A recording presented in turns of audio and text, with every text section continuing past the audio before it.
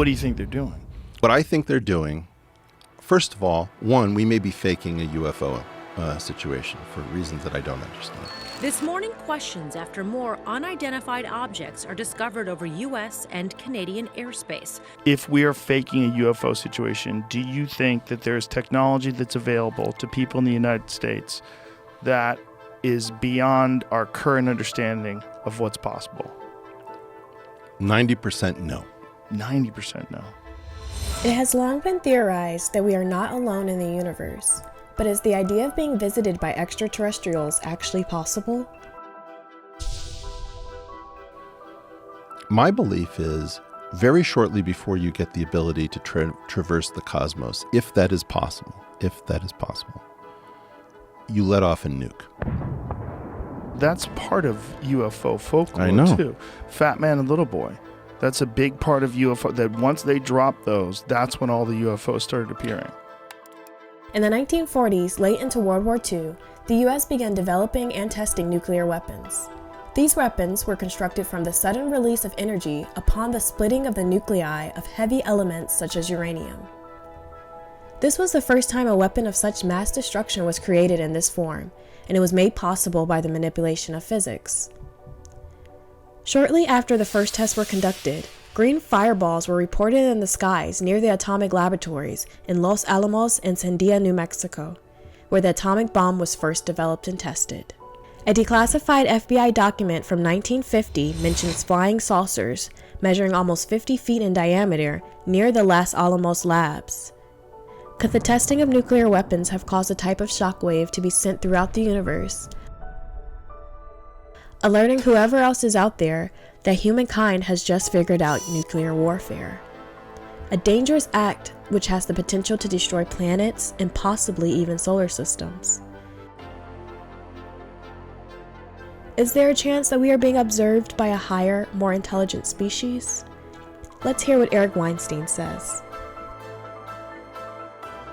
I am a fan of something I call the doubly scientific method.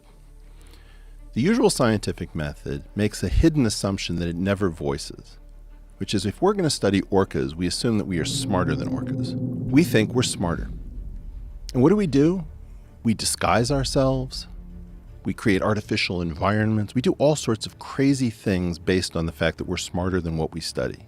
The doubly scientific method says, okay, assume that you're studying a rat in a maze, but you yourself are the rat in somebody else's maze. Now you have to look up the intelligence scale, not just down. And in the doubly scientific method, you have to assume that whatever is studying you is hiding from you the way you are hiding from your subjects.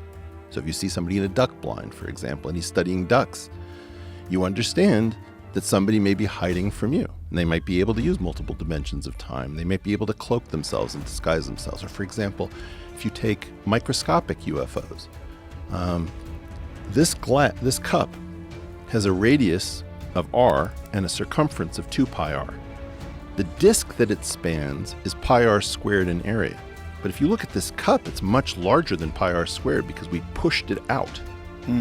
You could have a sphere where if you could cheaply engineer space-time, not through the Einstein field equations, but through the successor theory that recovers Einstein, you could have an entire stadium inside of a tennis ball. Why look for a giant floating thing in the sky? If you could bend space and time and you could play with the rulers the way I'm saying, I would put this in a tiny little profile. Whoa. Eric Weinstein theorizes that if we are to be visited by an advanced extraterrestrial civilization, they would probably not make themselves known to us. They may be already observing us, but may have the technology to be so microscopic that they are practically invisible. Could it be that UFOs are among us? However, they are not what we always thought they were.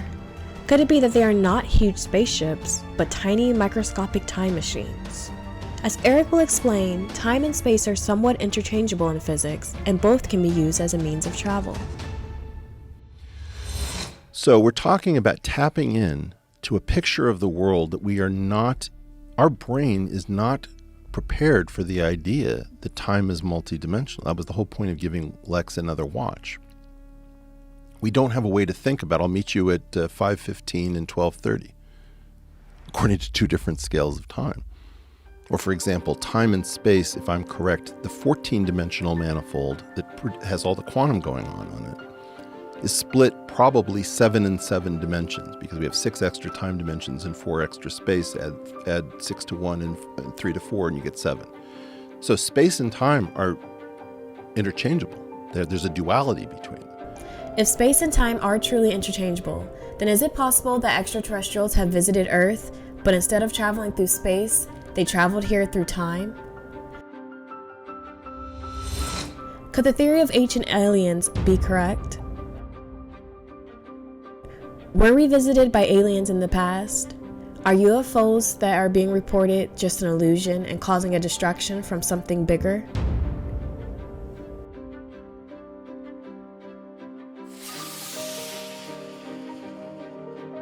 This latest air defense operation coming just 24 hours after another object was spotted over Canada.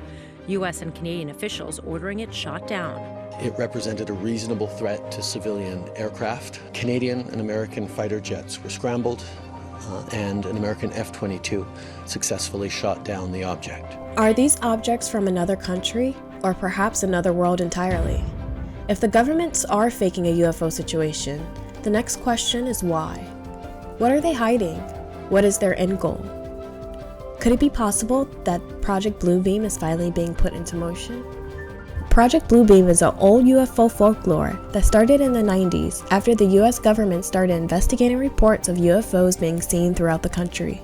The folklore states that at some point, the world governments will fake an alien invasion and use lights and beams that project into the sky to give an illusion that alien spaceships are invading Earth, which will cause the world to form a new world order, causing the world governments to step in and have complete control.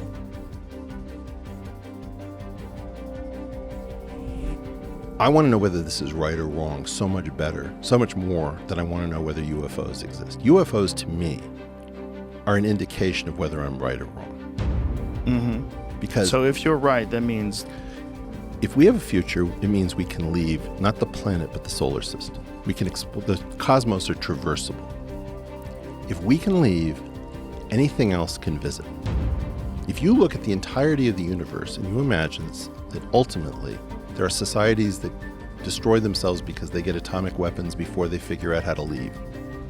Some societies are smarter than that. And they'll be able to leave and colonize the cosmos. And for them not to be here would be madness.